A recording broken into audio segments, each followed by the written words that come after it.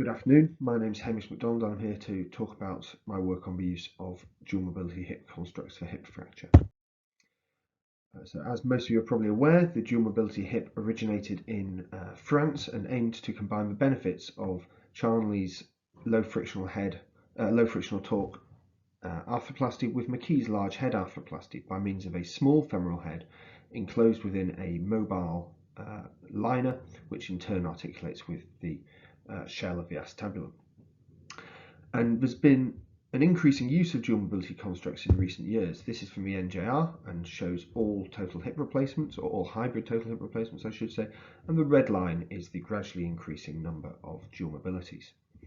And there's been multiple reviews which really encourage the routine use of dual mobility constructs following hip fracture, and say things like it's associated with a lower dislocation rate without increase in other complications.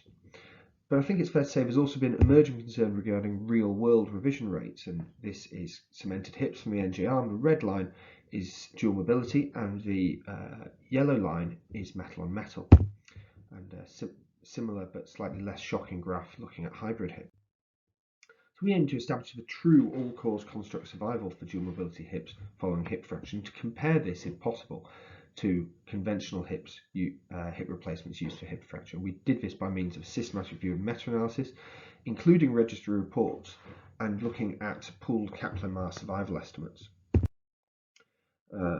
These are our inclusion and exclusion criteria, and again, we were only looking at studies that reported a Kaplan-Meier estimate because we feel that this is the only true way of recording all-cause construct survival.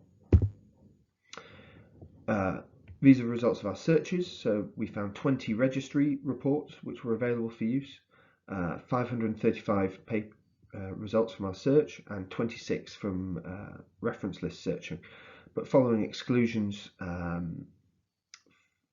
during the search process, we were left with 3 studies for our meta-analysis. We used Stata for this, and we generated pooled all-cause construct survival estimates and their confidence intervals weighted by standard error. We couldn't do formal statistical testing as the log rank test is invalid for comparing pooled Kaplan-Meier estimates. And this is our main result. This shows the pooled Kaplan-Meier estimates at different time points for conventional hip replacements in blue and dual mobilities in green. And as you can see, at all time points, conventional total hip replacements have an increased survival compared to dual mobility.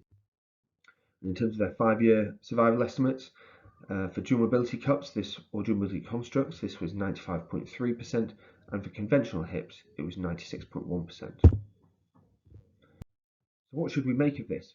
I think we believe that our results do not support the routine use of dual mobility constructs following hip fracture, especially as such constructs are significantly more expensive than conventional articulations.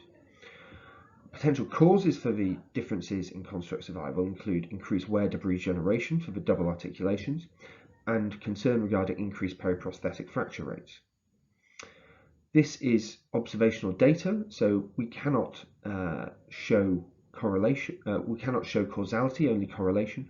And there is a concern that patients at high risk for dislocation, who might be more likely to receive a dual mobility, might also be high risk for other complications and therefore revision. And a prospective randomised trial is currently in process and will add to the existing body of evidence. Thank you.